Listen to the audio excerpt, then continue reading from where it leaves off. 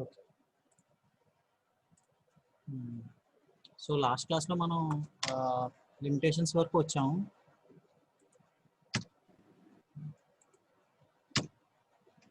So limitations అంటే they are nothing but wire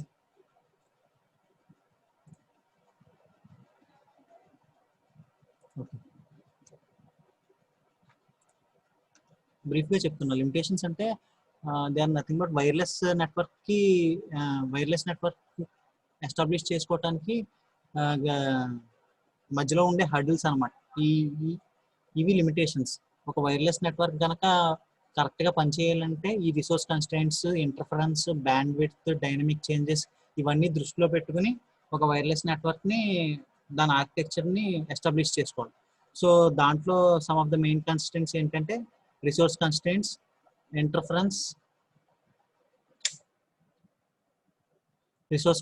interference, bandwidth and dynamic changes, network issues, security constraints.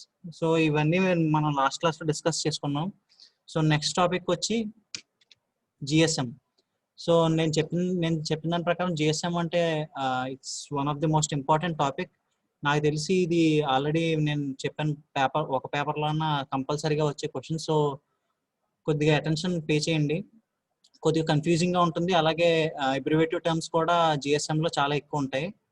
So ఆ అబ్రివేటివ్ terms దాని working తెలిస్తే మీకు ఆ question ఈజీగా రాయటానికి ఉంటుంది. ఏంటంటే ఇప్పుడు జిఎస్ఎం ఎక్స్ప్లెయిన్ చేయాలి, దాని ఆర్కిటెక్చర్ ఎక్స్ప్లెయిన్ చేయాలి, దాని వర్కింగ్ ఎక్స్ప్లెయిన్ చేయాలి జిఎస్ఎం అడిగినప్పుడల్లా. సో ఒక్కొక్కసారి 7 మార్క్స్ అడుగుతాడు, ఒక్కోసారి ఫుల్గా ఇదే క్వశ్చన్ ఇచ్చేసి ఆర్కిటెక్చర్తో సహా ఎక్స్ప్లెయిన్ చేయమంటాడు. అలాంటప్పుడు ఫుల్గా ఇదే క్వశ్చన్ అడగొచ్చు. సో జిఎస్ఎం అంటే మీకు ఆల్రెడీ తెలిసే ఉంటుంది. మనం వాడే సిమ్ కార్డ్స్ జిఎస్ఎంతోనే మొదలైనవి. అంతకుముందు 1G వాడేవాళ్ళను, అంటే ఫస్ట్ జనరేషన్ నెట్వర్క్. అవన్నీ వచ్చి సిడిఎంఏ ఫోన్స్ అనమాట. నేను మీకు నెక్స్ట్ స్లైడ్ వేసి చూపిస్తాను. దాంట్లో క్లియర్ కట్గా ఎగ్జాంపుల్స్ ఉన్నాయి. సో 1Gలో జిఎస్ఎం ఇంకా ఇంట్రడ్యూస్ అవ్వాలా. అప్పుడు ఓన్లీ అవేంటవి పాత ఫోన్స్ ఉంటాయి కదా, ఆ ఫోన్స్ మాత్రమే ఉండేవి. అవి ఓన్లీ కాల్స్ అండ్ మెసేజింగ్కే ఉపయోగపడేవి. వెరాజ్ సెకండ్ జనరేషన్ ఎప్పుడైతే ఇంట్రడ్యూస్ అయిందో దాంట్లో జిఎస్ఎం నెట్వర్క్ వచ్చింది. సో దాంతో పాటుగా మనకి తెలిసిన సిమ్ కార్డ్స్ కూడా వచ్చినాయి. ఆ సిమ్ కార్డ్స్ రావడంతో సిడిఎంఏ ఫోన్స్ స్లోగా ఎండ్ అయినాయి. ఇప్పుడు ప్రస్తుతానికి నాకు తెలిసి సిడిఎంఏ ఫోన్స్ పూర్తిగా ఎండ్ అయినట్టున్నాయి. దాదాపుగా 90% ఓన్లీ జిఎస్ఎం నెట్వర్క్స్నే మనం చూడగలం. ఇప్పుడు ఎక్కడన్నా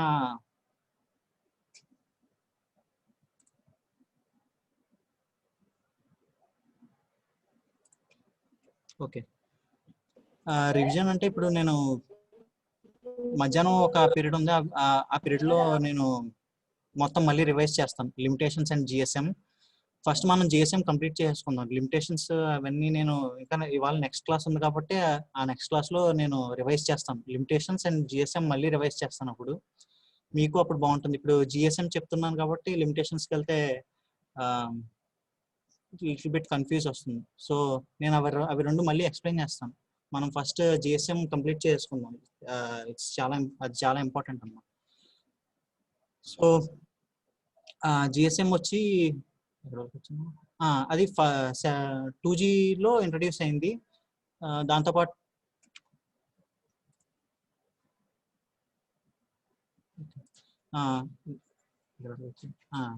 సో జిఎస్ఎం అనేది 2Gతో ఇంట్రడ్యూస్ అయింది. దాంతోపాటు సిమ్ కార్డ్స్ ఇంట్రడ్యూస్ అయినాయి. సో దాన్ని over 800 million peoples world wide వాడుతున్నారు 190 కంట్రీస్లో. సో ఇది ఏం చేస్తుందంటే వాయిస్ 1Gలో ఓన్లీ వాయిస్ కాల్స్ అనమాట. అంటే ఒక వాకీ టాకీలా పనిచేసేది. ఓన్లీ మనం మాట్లాడతాం, ఆ మాట్లాడిన మాటలల్లా వాళ్ళకి ఎవరికైతే రిసీవర్ ఉన్నారో ఆ రిసీవర్కి వెళ్ళేవి. ఓన్లీ వాయిస్ కమ్యూనికేషన్స్ ఒకటే జరిగేవి 1Gలో. Whereas in 2G GSM introduce అయిన తర్వాత జిఎస్ఎం సిమ్ కార్డ్ అయిన ఇంట్రడ్యూస్ అయిన తర్వాత ఎస్ఎంఎస్, ఎంఎంఎస్, వ్యాప్ సర్వీసెస్ ఇవన్నీ జిఎస్ఎం ఇంక్లూడ్ చేయగలిగింది అనమాట. సో అవి ఎలా ఇంక్లూడ్ చేయగలిగింది అనేవి మనం జిఎస్ఎం ఆర్కిటెక్చర్లో తెలుసుకుందాం. సో జిఎస్ఎం బేసిక్గా వచ్చేటప్పటికి 3 సర్వీసెస్ని ఆఫర్ చేసేవి. అవి బేరర్ సర్వీస్, టెలిసర్వీస్,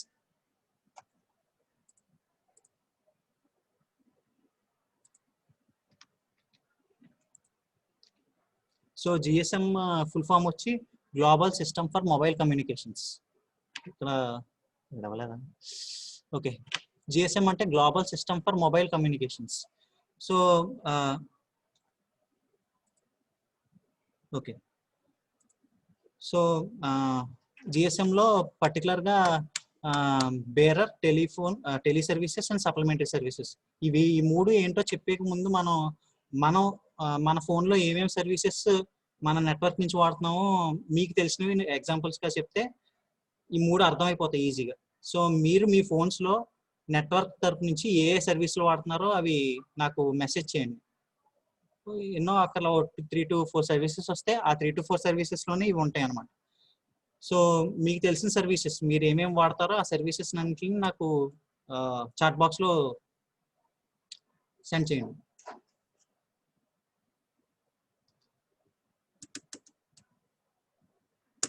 మీ మొబైల్లో ఏ సర్వీసెస్లో వాడుతున్నారో అవన్నీ.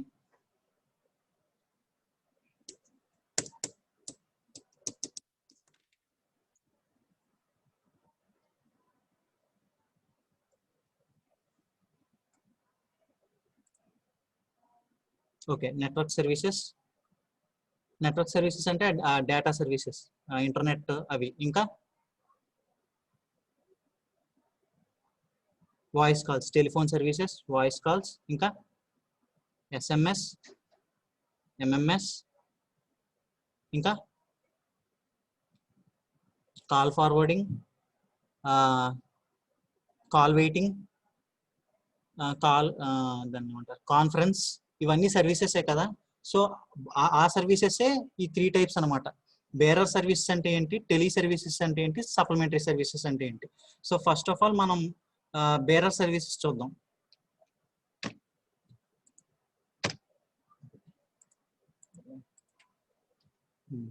సో బేరర్ సర్వీసెస్ అంటే ఏంటంటే ఇవి బేరర్ అంటే మన నెట్వర్క్ ఎవరైతే మనకి ఇస్తున్నారో వాళ్ళ దగ్గర నుంచి మనం ఏ సర్వీసెస్ తీసుకుంటున్నామో ఆ సర్వీసెస్ అన్ని బేరర్ సర్వీసెస్ లోకి వస్తాయి అన్నమాట.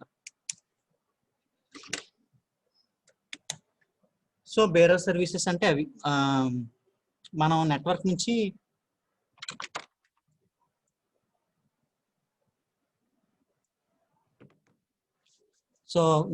మనం ఏ సర్వీసెస్ అయితే యాక్సెప్ట్ చేస్తున్నామో అవి బేరర్ సర్వీసెస్ అంటారు. నెట్వర్క్ బేరర్ అంటారు కదా, అంటే మన నెట్వర్క్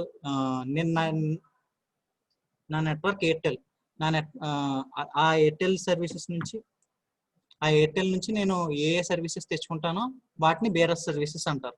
మనం బేసిక్గా బేరర్ సర్వీసెస్ అంటే డేటా సర్వీసెస్ వస్తాయి. మొబైల్ డేటా, ఈ 4G LTE సర్వీసెస్ అవన్నీ ఉంటాయి కదా, అవన్నీ బేరర్ సర్వీసెస్లోకి వస్తాయి అన్నమాట. ఇది వచ్చి OSI, TCP/IP మోడల్, ఇలాంటి పర్టికులర్ ఇంటర్నెట్ ప్రోటోకాల్ మోడల్స్ని ఉపయోగించుకుని ఆ డేటాని వరల్డ్ వైడ్ వెబ్ నుంచి మనం మొబైల్ ఫోన్లోకి తీసుకొస్తుంది. సో ఈ ట్రాన్స్ఫర్ ఏదైతే ఉందో దానికి వాళ్ళు కొంత అమౌంట్ పే చేయాల్సి వస్తుంది. సో ఆ అమౌంట్ని మన దగ్గర నుంచి వాళ్ళు తీసుకుంటారు అనమాట. బేరర్ సర్వీస్ మనకి వాళ్ళు ఇస్తున్నారు కాబట్టి ఆ డేటాని. సో బేరర్ సర్వీసెస్లో ఏ సర్వీసెస్ అయితే మనం తీసుకుంటామో ఆ సర్వీసెస్కి మనం పే చేయాల్సి ఉంటుంది. సో అది బేరర్ సర్వీసెస్ అంటే. ఇక్కడ ఏదో చాలా పెద్ద మోడల్ ఇచ్చాడు, ఆ మోడల్ మీకు జిఎస్ఎం ఆర్కిటెక్చర్లో వెళ్ళిన తర్వాత ఈ మోడల్కి అర్థం అవుతుంది. సో బేరర్ సర్వీసెస్ అంటే ఏం లేదండి. బేరర్ సర్వీసెస్ అంటే ఇట్స్ జస్ట్ డేటా ట్రాన్స్ఫర్ చేయడానికి మన నెట్వర్క్ బేరర్ దగ్గర నుంచి మన ఫోన్కి 2G కానీ 3G కానీ ఆ డేటా సర్వీసెస్ ఉంటాయి కదా, ఆ డేటా సర్వీసెస్ నుంచి ఆ డేటా సర్వీసెస్ని మనం తెచ్చుకోవడానికి బేరర్ సర్వీస్ మోడల్ అనేది ఉపయోగపడుతుంది. అది first point. And second point వచ్చి దానికి OSIలో టాప్ 3 లేయర్స్ కానీ TCP/IP లేయర్స్ కానీ GSM వాడుకుంటుంది. అలా వాడుకుని ఆ డేటాని మనకి వరల్డ్ వైడ్ వెబ్ నుంచి మన ఫోన్కి తీసుకొస్తుంది. కాబట్టి ఒక ఆ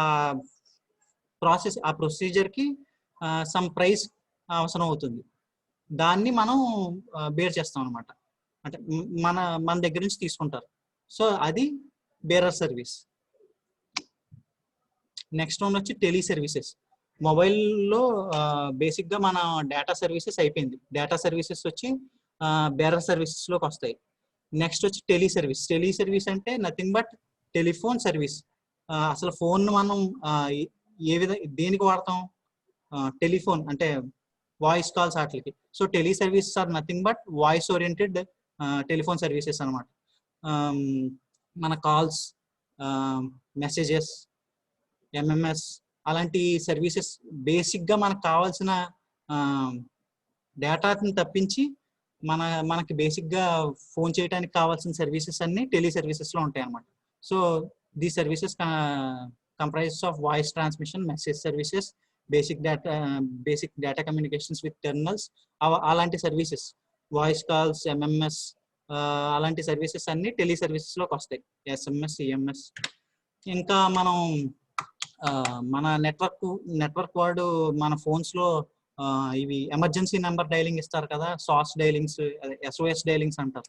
ఆ డైలింగ్స్ అలాంటివన్నీ టెలి సర్వీసెస్లోనే కాన్ఫిగర్ చేసుకుంటారు అనమాట. అంటే 100కి ఎమర్జెన్సీలో లాక్లో ఉన్నా సరే ఫోన్ కాల్ అవుతుంది కదా, సో అలాంటి ఎమర్జెన్సీ నెంబర్ డైలింగ్స్ అన్ని టెలి సర్వీసెస్లో ఇంప్లిమెంట్ అవుతాయి.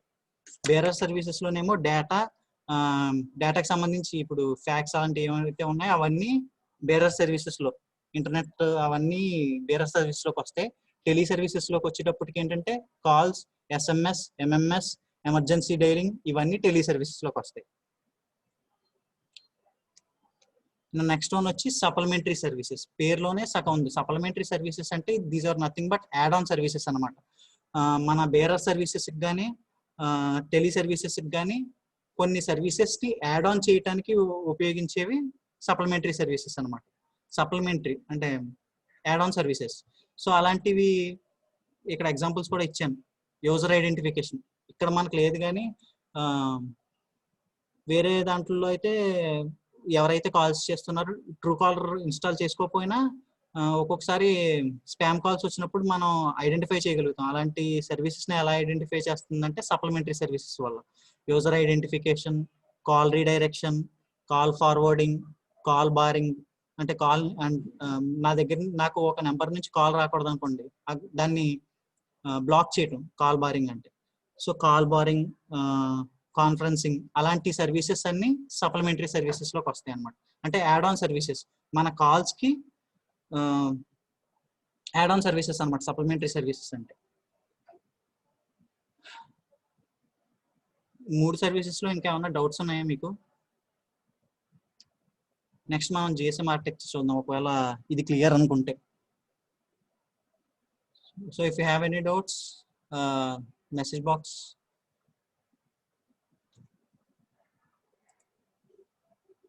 ఓకే, సో మనం చూసే బేసిక్ సర్వీసెస్ ఏవైతే ఉన్నాయో కాల్స్, ఎస్ఎంఎస్, ఎంఎంఎస్, నెట్వర్క్ అవన్నీ ఈ 3 సర్వీసెస్లోకి వస్తాయి అనమాట. ఏమేమిటి? Bearer, tele services and supplementary services. So అక్కడతో జిఎస్ఎం ఈ 3 సర్వీసులను ఉపయోగించుకుని మనం ఏవైతే ఫంక్షన్స్ చేస్తున్నామో అవన్నీ చేయగలుగుతుంది. 1Gలో అలాంటిది లేదు. అండ్ నెక్స్ట్ వచ్చి ఇది ఇంపార్టెంట్, జిఎస్ఎం ఆర్కిటెక్చర్. అసలు మనం కాల్ ఎలాగా చేస్తాం, అది ఎలా కనెక్ట్ అవుతుంది, దాని తర్వాత అది లోకల్ సిస్టమ్ నుంచి సెంట్రల్ సబ్ సిస్టమ్కి ఎలా కనెక్ట్ అవుతుంది, అవన్నీ ఈ ఆర్కిటెక్చర్లో ఉంటుంది అనమాట. సో దీన్ని బట్టి ఈ ఆర్కిటెక్చర్ బట్టి మనకి ఏమర్థం అవుతుందంటే, మన కాల్ చేసిన దగ్గర నుంచి మన కాల్ వేరే వాడికి కనెక్ట్ అవుతుంది అంటే మధ్యలో కొన్ని సర్వీసెస్ ఉంటాయి. ఆ సర్వీసెస్ మన కాల్ని వాడికి ఫార్వర్డ్ చేస్తుంది. ఆ ఫార్వర్డ్ చేసే ప్రొసీజర్ ఎలాగా అవుతుంది అనేది ఈ ఆర్కిటెక్చర్ అనమాట. ఈ ఆర్కిటెక్చర్ డినోట్ చేస్తుంది. సో ఇక్కడ చాలా కన్ఫ్యూజింగ్గా ఇచ్చాడు. మీకు ఈజీగా అర్థం అవడానికి నేను ఒక వీడియో ఉంది, ఆ వీడియో చూపిస్తాను.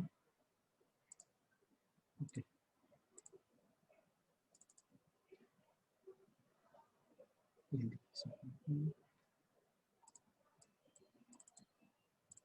వీడియో కనపడుతుందా? హలో. Yes, sir. పీపీటీ కాకుండా వీడియో డిస్ప్లే అవుతుందా? డిస్ప్లే అవుతుంది. ఒకసారి ప్లే చేయండి సార్, ఒకసారి ప్లే చేయండి. ఓకే.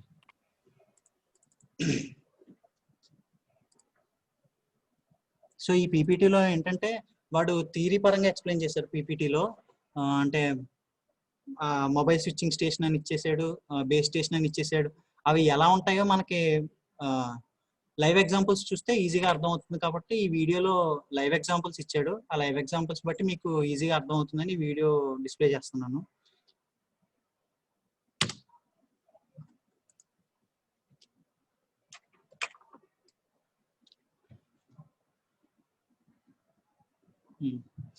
సో నేను ఇందాక చెప్పిందే ఫస్ట్.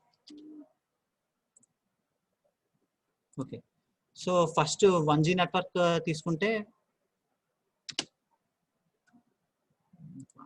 ఓకే, ఇందాక నేను ఆల్రెడీ చెప్పాను కాబట్టి first generation cellular network standards వచ్చి AMPS, MTS, IMTS. ఇవి మీరు వినుండరు, అవి 1980లో వచ్చాయి. అవి ఇప్పుడు యాక్చువల్గా 90% GSM ఆక్యుపై చేస్తుంది కాబట్టి ఇవి మీరు యాక్చువల్గా వినుండరు. But it only supports voice calls only. And ఇది FDMA అనలాగ్ మాడ్యులేషన్ ఉపయోగించుకుని మన వాయిస్ని ఆ సౌండ్ వేవ్స్లో కన్వర్ట్ చేసుకుని రిసీవర్కి ఇచ్చేది అనమాట. సో 1G వాడే ఫోన్స్ ఇలా ఉండేవి. మీరు పాత సినిమాల్లో చూసినట్టయితే ఇలాగా కార్డ్లెస్ ఫోన్స్ ఉంటాయి కదా, అవి 1G ఫోన్స్, 1G నెట్వర్క్ని వాడేవి. అండ్ సెకండ్ జనరేషన్ 2G ఎప్పుడైతే ఇంట్రడ్యూస్ అయిందో అప్పుడు GSM వచ్చింది. And it is developed in 1991 by European telecommunication union. Next ఇది unlike 1G, it supports voice and data services. మనం ఆల్రెడీ చెప్పాను, SMS, MMS అలాంటి సర్వీసెస్ ఏవైతే ఉన్నాయో అవన్నిటిని GSM సపోర్ట్ చేస్తుంది అనమాట. సో అది FDMA అయితే ఇది time division multiple access and digital modulation టెక్నిక్స్ని ఉపయోగించి ఆ డేటాను ట్రాన్స్ఫర్ చేస్తుంది. సో 2G హ్యాండ్సెట్స్ వచ్చి ఫస్ట్ జనరేషన్ 2G హ్యాండ్సెట్స్ ఇలా ఉండేవి అనమాట, నాట్ బల్కియర్. అండ్ ఇట్స్ అది ఫస్ట్ జనరేషన్ ఫోన్స్ చాలా కాస్ట్లీ. వెరాస్ 2G హ్యాండ్సెట్స్ వచ్చి ఆ కాస్ట్ ఇంప్లిమెంటేషన్ తగ్గిపోవడం వల్ల, పైగా సైజులు కూడా తగ్గిపోవడం వల్ల, ఫోన్ సైజెస్ కూడా తగ్గిపోవడం వల్ల దాని కాస్ట్ అనేది చాలా తక్కువైంది అనమాట 2G వచ్చిన తర్వాత. So GSM is the first thing that introduced SIM card to us. SIM కార్డ్ని మనకి ఫస్ట్ ఇంట్రడ్యూస్ చేసింది GSM. సో బేసిక్గా GSM వాడే స్పెసిఫికేషన్స్ అనమాట ఇవి. అంటే GSM 1Gకి ఒక స్పెసిఫికేషన్స్ ఉంటాయి. అంటే 1G బ్యాండ్ విడ్త్ ఏంటి, 1G అప్లింక్ ఏంటి. అప్లింక్ అంటే మన డేటాని వాళ్ళకి సెండర్కి ఇవ్వడం, రిసీవర్కి ఇవ్వడం. డౌన్ లింక్ అంటే రిసీవర్ నుంచి తీసుకోవడం అనమాట. ఆ ఫాస్ట్, దాని బ్యాండ్ విడ్త్, ఆ స్పెసిఫికేషన్స్ అనమాట. సో GSM స్పెసిఫికేషన్స్ వచ్చి uplink specifications 890 to 915 megahertz, down link specifications వచ్చి 935 to 960 megahertz. So transfer rate వచ్చి 9.6 kbps. ఇది మనకి చాలా తక్కువగా అనిపించవచ్చు, కానీ 1991లో ఇది చాలా ఎక్కువ. అప్పటికి బైట్స్ పర్ సెకండ్లోనే ఉండేది 1G, వెరాజ్ ఇన్ 2G కిలోబైట్స్కి వచ్చింది 9.6 kbps. ఇప్పుడు మనకి చాలా తక్కువగా అనిపిస్తుంది కానీ బట్ అప్పుడు ఇది చాలా advanced. So number of carriers అంటే ఏంటంటే, ఇప్పుడు 1 మెగాహెర్ట్జ్ బ్యాండ్, ఇక్కడ మెగాహెర్ట్జ్ బ్యాండ్స్ ఇచ్చారు కదా. సో 1 మెగాహెర్ట్జ్ బ్యాండ్స్కి 124 క్యారియర్స్. అంటే క్యారియర్స్ అంటే ఈ ఎయిర్టెల్ ఇవి ఉన్నాయి కదా, మామూలు జియో, వాటిని క్యారియర్స్ అంటారు. సో ఆ 1 మెగాహెర్ట్జ్ బ్యాండ్కి 124 క్యారియర్స్ని సపోర్ట్ చేస్తుంది. మనకు తెలిసింది దాదాపుగా 3 to 4 క్యారియర్సే ఉన్నాయి. వరల్డ్ వైడ్గా చూసుకుంటే చాలా ఉంటాయి. మనకి జియో రీజనల్గా జియో, ఎయిర్టెల్ ఎలా అయితే ఉన్నాయో, బయట US ఆటల్లోకి వచ్చేటప్పటికి క్యారియర్స్ మారిపోతారు. అక్కడ ఎయిర్టెల్ అవి ఉండవు, అక్కడ వెరిజాన్, AT&T అలాంటివి ఉంటాయి కదా, వాటిని క్యారియర్స్ అంటారు. సో 1 మెగాహెర్ట్జ్ బ్యాండ్లో 124 వాడిచ్చిన బ్యాండ్ విడ్త్లో 124 క్యారియర్స్ని సపోర్ట్ చేయగలదు అనమాట GSM.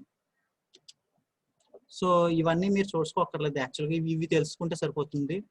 సో ప్రతి కంట్రీ GSMలో వాటి సొంత మెగాహెర్ట్జ్ బ్యాండ్ని వాడతాయి. ఇండియా వచ్చి 900 to 1800 మెగాహెర్ట్జ్ బ్యాండ్ వాడుతుంది అనమాట. సో మన ఫోన్స్ ఏవైతే ఉన్నాయో ఎప్పుడు అవి ఈ బ్యాండ్ విడ్త్ కి సపోర్ట్ చేసేలాగానే డిజైన్ చేస్తారు. 900 to 1800 ఇండియన్ వెర్షన్ ఫోన్స్ అంటారు. వేరేస్ మొత్తం అన్ని కంట్రీస్ లోని సపోర్ట్ చేయాలంటే గ్లోబల్ వెర్షన్స్ అంటారు. ఫోన్స్ లో తీసుకుంటే గ్లోబల్ వెర్షన్ సపోర్ట్ చేస్తుంది అంటారు కొంతమంది. నాదేమో ఓన్లీ యుఎస్ లో సపోర్ట్ చేస్తుంది. ఎందుకు సపోర్ట్ చేస్తుంది అంటే యుఎస్ లో యుఎస్ లో ఏదైతే ఫ్రీక్వెన్సీ వాడతారో అది ఆ ఫోన్ అక్కడ డిజైన్ చేస్తుంది అనమాట. సో వరల్డ్ వైడ్ గా మీరు ఏ ఫోన్ తీసుకున్నా వరల్డ్ వైడ్ వెళ్ళినప్పుడు పనిచేయాలంటే గ్లోబల్ వెర్షన్స్ తీసుకోవాలి. గ్లోబల్ వెర్షన్స్ తీసుకున్నప్పుడు ఏం చేస్తారంటే ఇలా 900 to 1800 కే పనిచేసేలా కాకుండా మొత్తం అన్ని అకామిడేట్ చేసేలాగా ఫోన్ ని డిజైన్ చేస్తారన్నమాట. అలా కాకుండా మీరు only country locked network locked phones తీసుకున్నారంటే అవి ఆ పర్టికులర్ కంట్రీలోనే పనిచేసేలాగా డిజైన్ చేస్తారు. సో ఇది జిఎస్ఎం ఆర్కిటెక్చర్ బేసిక్స్. దెన్ తర్వాత జిఎస్ఎం ఆర్కిటెక్చర్ బిగినింగ్ అనమాట. సో జిఎస్ఎం ఆర్కిటెక్చర్ లో బేసిక్ గా ఈ 4 important. First mobile station, second one వచ్చి base station subsystem, third one network switching sub system, fourth one operation support subsystem.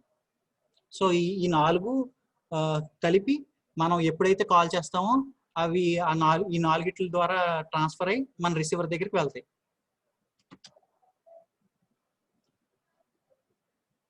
So text book లో మీకు ఇచ్చిన architecture ఇది మీరు ఇలా చూసి యాక్చువల్గా డయాగ్రామ్ చూసినా మీకు ఫస్ట్ చెప్పకపోతే అర్థం కాదు. బట్ ఇలాగా ఇప్పుడు సిమ్ ఇది వచ్చి మీరు నెక్స్ట్ స్లైడ్ లో ఉంటాయి. అవి ఏంటంటే ఆ డయాగ్రామ్ చూస్తే ఈ డయాగ్రామ్ ఈజీగా అర్థమవుతుంది. సో ఇది మీకు ఇచ్చిన టెక్స్ట్ బుక్ లో ఇచ్చిన basic diagram architecture.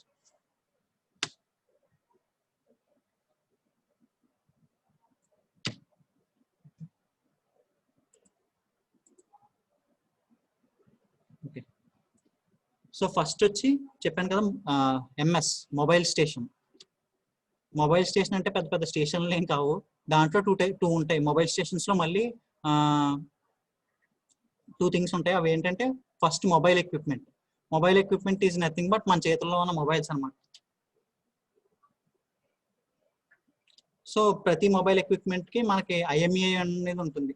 So IMEI number ఎందుకంటే అది మన మొబైల్ హ్యాండ్సెట్ ని యూనిక్ గా ఐడెంటిఫై చేయడం కోసం. International mobile equipment identity IMEI అంటే. సో మొబైల్ ఎక్విప్మెంట్ లో ఈ mobile equipment is nothing but మన చేతిలో ఉన్న ఫోన్, దాని హార్డ్వేర్, దాని ఐడెంటిటీ. దాని ఐడెంటిటీ వచ్చి ఐఎంఈఐ నంబర్. సెకండ్ వచ్చి SIM is nothing but subscriber identity module. So మన హార్డ్వేర్ కి ఒక ఐడెంటిటీ ఎలా ఉందో సిమ్ కి కూడా ఒక ఐడెంటిటీ ఉంటుంది. That is nothing but our phone number, subscriber identity module. So which is a detachable smart card containing IMSI. IMSI అంటేనే మన phone number, international mobile subscriber identity.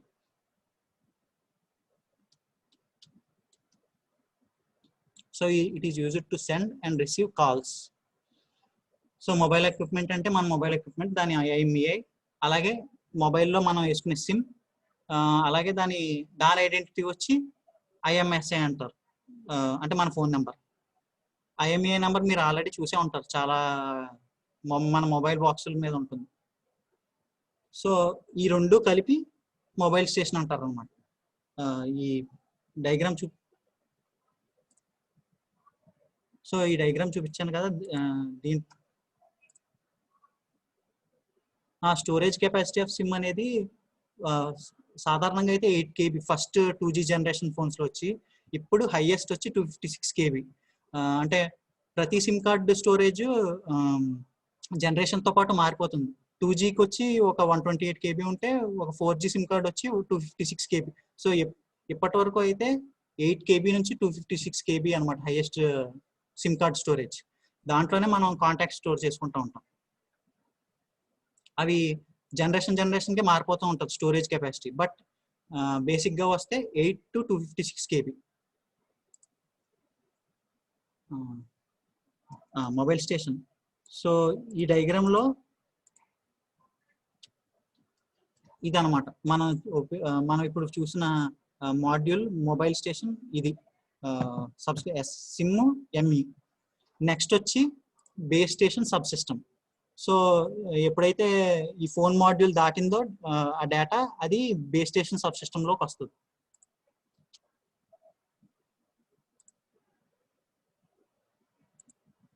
So next part వచ్చి base station subsystem.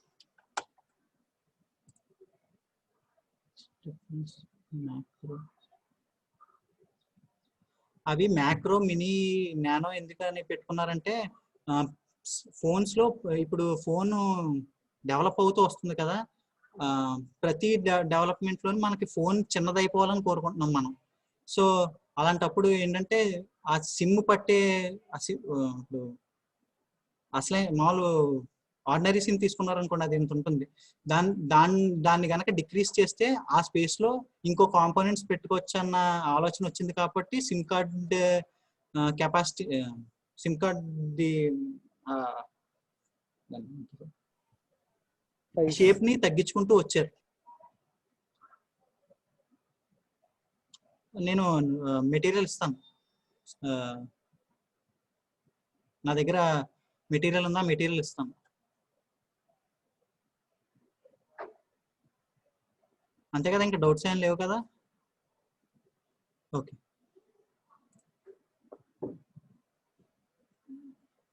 So ఇందాక చెప్పినట్టే మన phones లో ఇప్పుడు even ఆ 3.5 mm Jack కూడా ఎక్కువైపోయింది, ఆ స్పేస్ ఎక్కువైపోయింది. దాంట్లో ఇంకా కొత్త కాంపోనెంట్స్ ఏమన్నా పెట్టచ్చు అని దాన్ని కూడా తీసేస్తున్నారు ఇప్పుడు 3.5 mm జాక్ కూడా. సో అలాగా ఆ సిమ్ కార్డ్ స్పేస్ కూడా ఆ షేప్ కూడా తగ్గించుకుంటూ వచ్చారన్నమాట. And next base station subsystem. So base station sub system లో ఏమేమి ఉంటాయంటే బీటీఎస్. దీంట్లో మళ్ళీ 2 ఉంటాయి. దాంట్లో బేస్ బీటీఎస్ అని ఉంటుంది. బీటీఎస్ అంటే బేస్ ట్రాన్స్సీవర్ స్టేషన్. మీకు ఇది కనపడుతుందా పక్కన? బీటీఎస్ అంటే ఈ మనం చూస్తాం కదా పోల్స్ లాగా, అవి కనపడుతుంది కదా? Okay. So base transceiver station అంటే అవే అనమాట. మనం మొబైల్ స్టేషన్స్ కాడ పోల్స్ చూస్తూ ఉంటాం, ట్రాన్స్ఫార్మర్స్ ఇది ఇలా ఉంటాయి కదా, ఇవి బేస్ ట్రాన్స్సీవర్ స్టేషన్స్ అంటారు. సో అవి దాని ఉపయోగం ఏంటంటే it sends and receives signals from mobile station. మన మొబైల్ దగ్గర నుంచి సిగ్నల్స్ ని తీసుకోవడానికి, పంపించడానికి బీటీఎస్ అనేది ఉపయోగపడుతుంది. దీని మేజర్ ఫంక్షనాలిటీస్ వచ్చి ఎన్కోడింగ్, మల్టీప్లెక్సింగ్, ఎన్క్రిప్షన్. ఎన్కోడింగ్ అంటే డేటాను ఎన్కోడ్ చేయడం. మనం మాట్లాడేది యాక్చువల్గా సౌండ్, అది కంప్యూటర్కి అర్థం అవ్వాలంటే మళ్ళీ అది ఎన్కోడ్ చేసుకోవాలంటే ఆ డేటాని, మన సౌండ్ వేవ్స్ ని, ఇప్పుడు ఇలా ఉంటుంది కదా సౌండ్ వేవ్, హైయెస్ట్ పాయింట్ ఏమో 1 కింద, లోయెస్ట్ పాయింట్ 0 కింద, ఇలాగా సౌండ్ వేవ్స్ ని మార్చుకుంటుంది. దాన్ని ఎన్కోడింగ్ అంటారు. మల్టీప్లెక్సింగ్ అంటే ఏంటంటే ఇప్పుడు ఒక్కొక్కరికి ఒక్కొక్క డెడికేటెడ్ ఛానల్ ఇచ్చేసారు అనుకోండి, మొబైల్ స్టేషన్ ఒక ఊరంతా ఇచ్చుకోవాలి. సో అలాగా ఇచ్చుకోకుండా వాళ్ళ ఒక ఏరియాలో మాట్లాడే వాళ్ళందరి సిగ్నల్స్ ని మల్టీప్లెక్స్ అంటే ఇప్పుడు ఆ సిగ్నల్స్ అన్నిటిని ఒక సిగ్నల్ గా మార్చుకుని పంపిస్తూ ఉంటారు.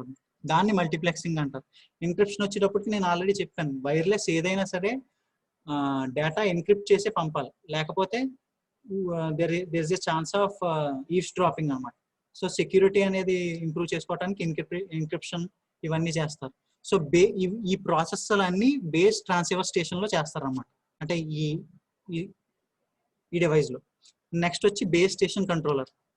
బేస్ స్టేషన్ కంట్రోల్స్ ఏం చేస్తాయి అంటే అవి ఈ పర్టికులర్ బేస్ ట్రాన్స్సీవర్ సిస్టమ్ ఉన్నాయి కదా, వాటిని అన్నిటిని ఒక గ్రూప్ గా తీసుకుని వాటిని కంట్రోల్ చేస్తుంది అనమాట. అక్కడ బాక్స్ ఉంది కదా, ఇలా ఈ యాంటీనాలకి చివర ఒక బ్లాక్ బాక్స్ ఉంది, ఆ బాక్స్ ని బేస్ స్టేషన్ కంట్రోలర్ అంటారు. So it just controls a group of base transceiver stations. And next వచ్చి దాని మేజర్ ఫంక్షనాలిటీ వచ్చి allocation of radio channels. So ఇదే బేసిక్ గా మన మాట్లాడే సిగ్నల్స్ ని బీటీఎస్ దగ్గర నుంచి తీసుకుని నెక్స్ట్ సిస్టమ్ కి ట్రాన్స్ఫర్ చేస్తుంది.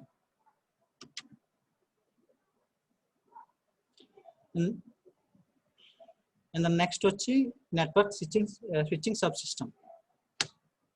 నెట్వర్క్ స్విచ్చింగ్ సబ్ సిస్టమ్ అనేవి లోకల్ గా ఉంటాయి. నెట్వర్క్ స్విచ్చింగ్ సబ్ సిస్టమ్ కి నెక్స్ట్ వచ్చేదానికి మీకు మధ్యలో కన్ఫ్యూజ్ వస్తాయి, అందుకే చెప్తున్నా. నెట్వర్క్ స్విచ్చింగ్ సబ్ సిస్టమ్ అనేది లోకల్ గా, ఇప్పుడు మీరు లోకల్ గా బిఎస్ఎన్ఎల్ ఆఫీసెస్ ఉంటాయి కదా, వాటిని మొబైల్ స్విచ్చింగ్ సెంటర్స్ అంటారు అన్నమాట. అవి హెడ్ స్టేషన్స్ కావు, లోకల్ గా మొబైల్ స్విచ్చింగ్ సెంటర్స్ ఉంటాయి. So mobile switching next network switching sub system లో ఫస్ట్ వచ్చి మొబైల్ స్విచ్చింగ్ సెంటర్ అనేది ఒకటి ఉంటుంది. So it is heart of GSM network which manages mobile services like registration, authentication and authorisation. So అలాగే it also performs call routing, call setup and call switching. Call routing అంటే ఏ నెంబర్కి అయితే చేస్తున్నామో ఆ నెంబర్కి రూట్ని క్రియేట్ చేయటం. కాల్ సెటప్ అంటే రూట్స్ క్రియేట్ చేసిన తర్వాత హ్యాండ్ షేక్ మెథడ్స్ ఉంటాయి అన్నమాట, అవి ఆ నెంబర్కి కనెక్ట్ చేయటం. ఒకవేళ అయిపోయింది అనుకోండి, దాని తర్వాత కాల్ స్విచ్చింగ్, అయిపోయిన కాల్ని దాన్ని ఏమంటారు, ఆపేయడం. అండ్ అలాంటి ప్రొసీజర్స్ అన్ని మొబైల్ స్విచ్చింగ్ సెంటర్లో జరుగుతాయి. సో టైం లేదు యాక్చువల్గా. సో మొబైల్ స్విచ్చింగ్ సెంటర్ యాక్చువల్గా 4 రిజిస్టర్స్ ఉపయోగించుకుంటుంది. ఆ రిజిస్టర్స్ ఇవన్నమాట. హెచ్ఎల్ఆర్ అంటే హోమ్ లొకేషన్ రిజిస్టర్, విఎల్ఆర్ అంటే విజిటర్ లొకేషన్ రిజిస్టర్, ఏయుసి అంటే ఆథెంటికేషన్ సెంటర్, ఈఐఆర్ అంటే ఎక్విప్మెంట్ ఐడెంటిటీ రిజిస్టర్. సో ఈ 4 రిజిస్టర్లను ఉపయోగించుకుని ఎవడెక్కడికి కాల్ చేస్తున్నాడో, ఆడు కాల్ చేస్తున్నవాడు లోకల్ నెంబరా కాదా, లేకపోతే వాడు కాల్ చేస్తున్నది లోకల్ నెంబరా కాదా, ఇవన్నీ ఒక రిజిస్టర్ మెయింటైన్స్ చేస్తాయి అన్నమాట. ఆ రిజిస్టర్లే ఇవి HLR, VLR, AUC and equipment identity register. ఇంకా ఉంది, బట్ ఇక 2 minutes ఉంది కాబట్టి మీకు ఏమైనా డౌట్స్ ఉంటే చెప్పండి. మిగతా కాన్సెప్ట్ మనం మధ్యాహ్నం డిస్కస్ చేద్దాం. సో మీకు ఏమైనా డౌట్స్ ఉంటే మెసేజ్ చేయండి.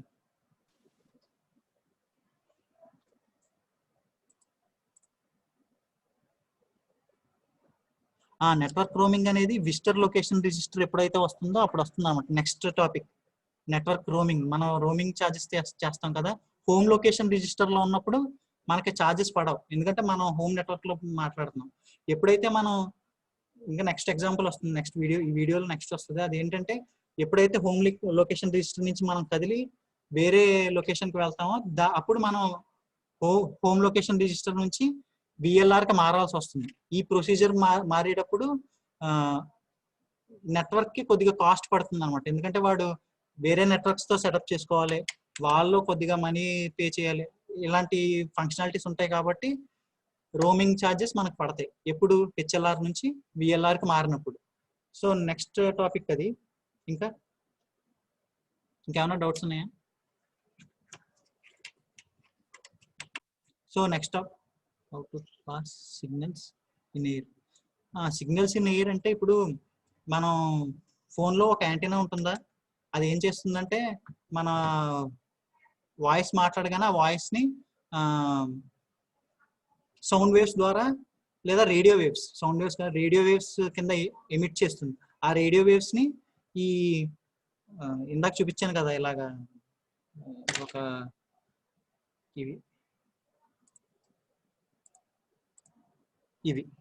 ఇవి కలెక్ట్ చేసుకుంటాయి. ఇవి కలెక్ట్ చేసుకున్న తర్వాత అవి ఎన్కోడింగ్ అవన్నీ చేసుకుని మళ్ళీ డిష్ల్ లాగా ఉంటాయి కదా, పెద్ద పెద్ద డిష్ల్ లాగా. ఇప్పుడు మన బిఎస్ఎన్ఎల్ ఆఫీస్ లాట్లో పైన ఇంకా డిష్ల్ లాగా ఉంటాయి పెద్ద పెద్ద యాంటెనాస్ టైప్లో. అవి మళ్ళీ ట్రాన్స్ఫర్ చేస్తాయి. అవి ఎప్పుడైతే ట్రాన్స్ఫర్ చేస్తాయో మనం ఏ రిసీవర్కి అయితే పాస్ చేసామో ఆ రిసీవర్ ఫోను ఆ సిగ్నల్స్ని తీసుకుని మళ్ళీ అది కన్వర్ట్ చేసుకుంటుంది. సో ఇక్కడ ఒక డేటాను పంపిస్తే అది మళ్ళీ మధ్యలో ఒక డేటా కింద మారి ఆ డేటాను మళ్ళీ వాడికి పర్టికులర్ రిసీవర్కి ట్రాన్స్ఫర్ చేసిన తర్వాత వాడు కూడా మార్చుకుంటాడు.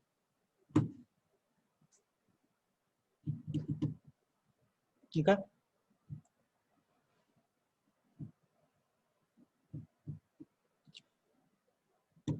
సో నెక్స్ట్ మధ్యాహ్నం క్లాస్లో ఈ జిఎస్ఎం ఆర్కిటెక్చర్ని అవగొట్టేద్దాం. దాని తర్వాత ఇంకా ప్రీవియస్ టాపిక్ అడిగారు కదా, ఆ టాపిక్